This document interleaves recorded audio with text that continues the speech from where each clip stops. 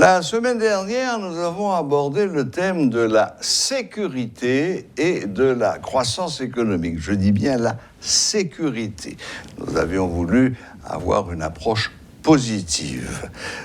Les réactions, les commentaires ont été nombreux et nous ont encouragés à continuer. Donc aujourd'hui, pour compléter le tableau, nous allons aborder l'insécurité et la croissance économique. En d'autres termes, quels impacts, quelles conséquences l'insécurité peut avoir sur les actifs et d'une façon générale sur la croissance économique. Bien entendu, nous avons toujours avec nous notre ami William Savary. Bonsoir William, bienvenue. Bien, bonsoir Serge, bonsoir Haïti, bonsoir Métropole, bonsoir tout le monde. Bon, donc aujourd'hui, on prend le taureau par les cornes. Absolument. En fait, au prime abord, disons que l'insécurité exacerbe les inégalités. Parce que nous avons parlé la dernière fois des inégalités économiques. Donc, c'est vrai, l'idée, c'est d'identifier quelles sont les causes des inégalités, mais qui peuvent causer l'inégalité et les activités qui peuvent renforcer les inégalités. Donc, dans notre cas aujourd'hui, c'est comment l'insécurité exacerbe les inégalités. Hein? Ça, c'est la première chose. La deuxième chose que je voudrais signaler, on doit se mettre d'accord parce que là, quand on parle de l'insécurité, au niveau international, on a tendance à identifier Haïti comme un État qui a échoué. Et un État qui a échoué, c'est en vertu du fait que les institutions ne fonctionnent, étatiques, les institutions ne fonctionnent pas, l'État est absent sur le territoire national, l'État ne répond plus à ses devoirs et ses obligations régaliennes. Donc c'est vraiment là une situation où on identifie Haïti comme un État qui a échoué. Mais parallèlement à ça, je veux juxtaposer cette notion de l'État qui a échoué à une autre notion qui est très familière avec nous autres en Haïti, c'est la notion de l'État en dehors. Parce que nous avons un État qui a échoué, effectivement, c'est l'État démocratique que tout le monde voudrait que Haïti en fasse partie de la mondialisation, du monde démocratique, etc. Mais on peut juxtaposer à ceci l'organisation communale, l'organisation de la paysannerie qui elle-même fonctionne indépendamment de tout ce que nous avons dans les villes, indépendamment du Code Napoléon, et ces organisations sont basées selon le droit coutumier. Donc, lorsqu'on parle d'un État qui a échoué, il faut vraiment identifier et mettre en évidence que c'est l'État que l'on voudrait, auquel on aspire. Un État démocratique où il y a le suffrage universel, où il y a le droit de propriété à protéger. Et il faut vraiment faire cette dissection. Oui, mais c'est aussi l'État que les autres États du monde reconnaissent comme État. Oui, correct. Mais maintenant, qui est en mesure de juger quel État est correct? Non, mais je veux dire, d'accord, l'État en dehors parfait, mais si on doit aller faire un discours à l'ONU, on ne va pas choisir le serviteur de la souvenance pour l'envoyer à l'ONU faire un discours au nom de l'État haïtien. Maintenant, il y a représenter l'État haïtien et il y a l'organisation de l'État et le fonctionnement de l'État. Et maintenant, il y a également une notion très, très nette et très claire qu'il faut qu'elle ait l'autorité de l'État.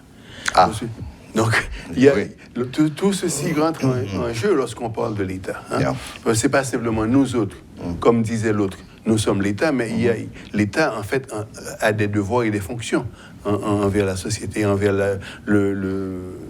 l'intérêt général. Maintenant, la question fondamentale de l'insécurité à laquelle nous sommes confrontés aujourd'hui, c'est la question des groupes armés. Et ceci, lorsque nous parlons de l'insécurité en Haïti, c'est exactement, nous faisons référence aux groupes armés. Oui, maintenant, à l'insécurité qu'il y a à sortir, à se promener dans la rue, etc., à évoluer normalement, disons. Maintenant, il y a Je veux mettre sur le tapis une notion qui n'est pas étrangère, mais à travers laquelle je voudrais considérer l'activité des groupes armés dans le pays. C'est la notion de la cinquième colonne. La notion de la cinquième colonne, ce sont des gens armés qui, dans un pays, lorsque deux pays sont en guerre, les gens armés sont là pour établir l'insécurité et l'instabilité. Bon, historiquement, la cinquième colonne, ça a été une initiative allemande qui a constitué à envoyer à l'arrière des troupes, disons, prenons le front français, à l'arrière des troupes françaises, des Allemands qui étaient parfaitement bilingues, qui parlaient français comme n'importe quel autre soldat, et qui se faisaient passer pour des Français. Et maintenant, c'était ça la cinquième colonne. Qui s'était engagé dans des activités pour démoraliser. Pas seulement démoraliser, mais changeant. Bon, il y avait toute une stratégie. Énorme. Maintenant, ils ont eu une action extrêmement néfaste. Maintenant, si les gens armés de ce pays étaient une cinquième colonne? À ce moment-là, il faudrait savoir qui. Il faudrait à ce moment-là partir à la recherche de qui les envoyait. Parce que dans le cas de la cinquième colonne allemande, c'est évident que c'était l'État nazi. Maintenant, pourquoi j'évoque ceci? Parce que il y a une notion en Haïti qui s'est développée récemment où les Haïtiens vous disent que le pays n'est plus en mesure d'assurer sa sécurité et sa souveraineté. Et ceci en fonction des groupes de gangs, des groupes armés qui occupent une grande partie de certaines zones clés de la capitale. Absolument. Maintenant, ce que je voudrais signaler, en général, quelle est la finalité des groupes armés? En général, lorsque vous avez des groupes armés, ce sont des groupes de guérilla dont la finalité, c'est la prise du pouvoir.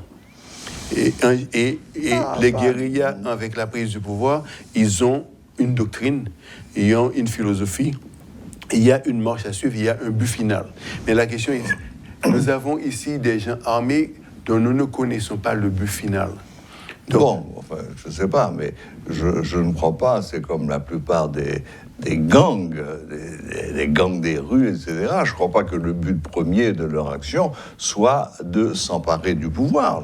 Le premier but, c'est de vivre, de survivre, de s'enrichir à moindre frais, parce qu'il est beaucoup plus facile de braquer une banque, de dévaliser une banque, plutôt que de passer sa vie à trimer pour $500 par mois. Oui, mais ça peut être, en fait, c'est effectivement le point de vue qui est généralement admis. Et si la notion des gens armés, c'était pour démoraliser la société civile, démoraliser la société en général, pour que nous puissions inviter une force étrangère à occuper le pays? Bon. Ça, sur ce point-là, je vous suis entièrement, et c'est vrai que c'est une notion, c'est une question qui se pose de plus en plus, surtout à l'approche de la date de renouvellement du BINU en Haïti, Bureau des Nations Unies en Haïti. BINU, c'est le 17, c'est bientôt. 17 juillet prochain. Oui. Maintenant, une chose d'autre qu'il faut souligner, si c'était vraiment des forces révolutionnaires comme certains voudraient se présenter. Il y aurait, par exemple, au lieu d'avoir des espaces de non-lieu, on aurait des zones libérées. Hein? Donc, si c'est logique, oui. Parce que là, et pour ceci, on aurait peut-être un gouvernement communal ou bien, qui pourrait commencer à se fermer, à se former, de sorte à assurer la sécurité des zones dites libérées. Mais ce que nous avons, c'est plutôt des zones de non-droit. Des zones de non-droit, des zones d'insécurité primaire. Donc c'est vraiment la raison pour laquelle j'évoque la notion que ceci pourrait être une stratégie à long terme pour démoraliser les citoyens. Bon, William, il y a une chose qui est évidente. Les petits malfrats, les petits gangsters qui sortent des quartiers défavorisés du pays n'ont pas les 4 ou 5 000 dollars américains qu'il faut pour acheter un fusil mitrailleur de guerre. Donc on se comprend. Donc ça veut dire quoi? Ça veut dire qu'il y a des gens qui les arment, il y a des gens qui importent ces armes, qui importent les munitions qui vont avec, et j'ai déjà eu l'occasion de le dire sur ce plateau, à mon sens, c'est par là qu'il faudrait commencer, si on veut on veut au moins freiner avant. Et en général, je dois vous dire que Evans Paul, l'ancien Premier ministre, a dit aujourd'hui sur le point exactement ce que vous venez de dire. Absolument. Donc c'est une notion qui commence à s'enraciner. Hein, et peut-être que ça fera son chemin. Hein. Donc maintenant la question c'est vraiment dans ce contexte que je veux analyser l'insécurité que nous avons dans le pays. Hein, ça pourrait être une stratégie pour que nous puissions tous dire que bon, nous en avons assez. Abandonnons la souveraineté, faisons que les forces étrangères viennent s'installer et occuper le pays. Hein. Et maintenant, je dois vous signaler que l'une des façons la plus rapide d'appauvrir une population, d'appauvrir n'importe qui, c'est de lui saisir ses propriétés. C'est de bloquer l'accès aux propriétés. Parce que la propriété, depuis Locke, et l'évolution de la propriété privée, est devenue le socle de l'accumulation du capital, un des socles de l'accumulation du capital. Mais lorsque vous invitez les étrangers à venir chez vous, vous invitez les étrangers également à saisir les propriétés qui constituent le patrimoine national. Pas nécessairement. Non. Pas nécessairement. Il ne faut pas sous-estimer qu'il y a beaucoup d'efforts qui ont été mis en œuvre pour changer l'article de la Constitution qui disait que aucun étranger ne pourrait être propriétaire de grands domaines. Donc, il faut prendre, d'un point de vue stratégique, il faut vraiment procéder très profondément à analyser tous les atouts. C'est comme avoir un jeu d'échecs sur une table. Hein? Il faut analyser les pions, il faut pouvoir anticiper ce qui sera fait 5 à 6 moves avant même que le move soit fait. Oui, non, on est d'accord là-dessus, mais enfin, je ne crois pas que la tâche première de forces étrangères qui viennent, qui en général n'ont aucune formation politique, ce sont des baroudeurs, ce sont des gens en général bien entraînés. Regardons ce qui s'est passé au Mali récemment, hein, où la France, depuis des années... 45 ans. Non. Je parle à partir du moment où le président François Hollande a envoyé des troupes au Mali pour les protéger contre les attaques de Daesh. Bon, ça date de François Hollande. La France a envoyé des troupes d'élite qui ont en effet arrêté la progression de Daesh, et puis bon, ensuite les choses ont dégénéré. Mais le but de ces troupes n'a jamais été d'occuper le Mali. Voilà. Et là, on va avoir beaucoup de désaccords sur ce point, parce qu'en fait, il y a toute une superstructure qui est mise en place pour exploiter les ressources naturelles de l'Afrique. C'est pas simplement de la France, du côté de la France, de l'Angleterre, de la Chine, de la Russie, des États-Unis. Donc, là, c'est géopolitique. Vaut mieux ne pas... On risque de se perdre, on risque de se noyer. Maintenant, donc pour retourner à notre point original de l'insécurité et la croissance économique. Maintenant, l'insécurité, ce que ça fait, en plus de semer la trouille parmi nous, c'est que ça dévalue tout ce qui existe dans le pays. Parce que ça dévalue le travail. Parce qu'il y a tellement d'insécurité, les gens ne peuvent pas aller travailler, et d'où le patronat ne trouve pas d'ouvriers, et le patronat, lui aussi, peut payer beaucoup moins. Pourquoi? Parce qu'il n'y a pas d'emploi. Donc très peu de gens sont disponibles pour aller travailler. La deuxième chose, il y a la dévaluation de la monnaie. Que l'on constate... C'est un des éléments, en fait, une des causes, en fait, une des conséquences de l'insécurité. Pourquoi? Parce que pour qu'une monnaie puisse acquérir ou maintenir sa valeur, son intégrité en matière de monnaie d'échange, il vous faut des investissements. Il faut des investissements, il faut de la production. Il faut le commerce. Il faut le commerce, etc. Oui, bien sûr. Donc maintenant, lorsque vous avez des situations où le flot du commerce, le flot des investissements est impacté par l'insécurité, mais ça se reflète directement sur la monnaie. Sur la monnaie, oui. Et maintenant, et une monnaie qui subit une dévaluation due à l'insécurité, la dévaluation s'accélère. Parce que plus la sécurité persiste, plus la dévaluation persiste. Oui. Et s'accélère. Et ça, quelles que soient les interventions de la Banque centrale pour maintenir leur monnaie, ça continue à chuter. Enfin, on le voit tous les jours en Haïti. Tous les jours. Et aussi, maintenant, vous avez les seules sources de foreign reserve, de monnaie, de réserve que vous avez, c'est vraiment la diaspora qui continue à supporter les voisins. Ensuite, bon, l'international, nous savons que leur contribution au budget national, c'est de 450 millions. Donc, généralement, vous avez un manque à gagner qui pourrait encourager le commerce, l'exportation, le travail, la création de la valeur. Donc, ça, c'est encore un autre élément de l'insécurité. Ce qui dit, les gens qui sont engagés dans l'insécurité, ils doivent se poser la question. Parce que avec une monnaie qui se dévalue, ce sont des gens qui s'appauvrissent également. Parce que vous pouvez avoir accumulé beaucoup de gouttes, mais si la goutte se dévalue, ça va vous servir à quoi? Donc, si l'insécurité...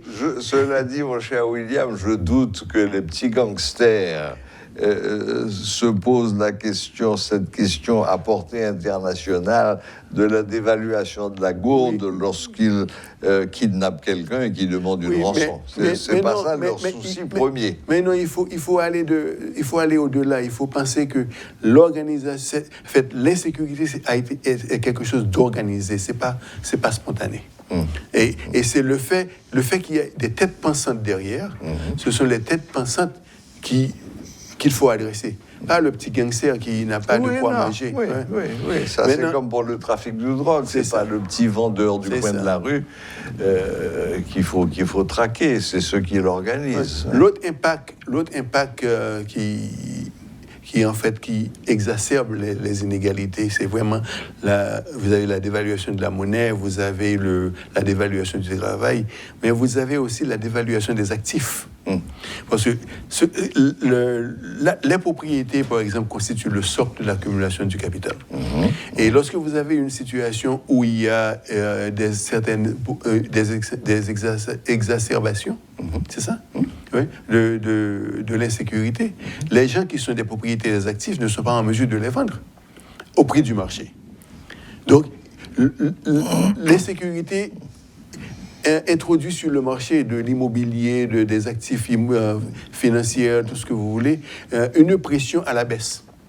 Parce que vu que les gens ne peuvent pas obtenir le prix du marché pour leurs biens, eh bien les gens procèdent à la liquidation de leur propriété. Et ça pourrait représenter une liquidation d'actifs accumulés sur une longue période de temps. Je connais des gens qui sont propriétaires de maisons qui avaient des valeurs au-delà de 400 000, 500 000 dollars qui ont été obligés de les vendre à 150. Oui, ça c'est une situation fréquente. Il suffit que le quartier devienne insécure, il suffit qu'il y ait quelques tentatives d'accaparement. N'est-ce pas, des terrains, ou qu'un bidonville commence à s'installer à côté de chez vous et brutalement, votre maison ne vaut plus rien. Oui, mais maintenant, il y a cet élément qui est l'élément de location, mais il y a l'élément strictement de l'insécurité qui a rapport à la violence. Deux choses parallèles. Deux choses parallèles. L'autre chose, parce que on mentionne tout ça, c'est parce que nous parlons des inégalités, et les inégalités qui se renforcent, qui sont renforcées plutôt. Il y a l'épargne. Avec l'insécurité, la majeure partie des gens de ce pays, la monnaie nationale, c'est la goude. Et les épargnes sont en goude. Et vu que l'insécurité met de la pression à la baisse sur la monnaie, les épargnes également se dévaluent. Hein? Donc, avec les épargnes dévaluées, vous avez également une chute dans le pouvoir d'achat. Et une chute dans le pouvoir d'achat vous amène aussi, avec l'inhabilité de commerce, de commercer, mais aussi de réaliser du profit. Hein? Parce que plus les épargnes chutent en valeur, plus les gens qui importent sont obligés d'augmenter les prix, et moins on est en mesure de consommer. Donc il y a vraiment cette relation, c'est vraiment très dynamique, mais ça se fait tous les jours. Tous les jours, oui. Progression. Oui, c'est une réaction en chaîne qui finalement, comme une toile d'araignée, s'étend sur tous les... Et le dernier élément qui affecte fondamentalement les inégalités, c'est que l'insécurité diminue l'autorité de l'État.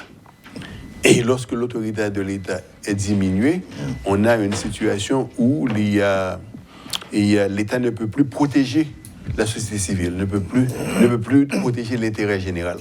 Donc, ce sont les éléments clés, je pense, qui affectent le pays en général, les inégalités qui les renforcent.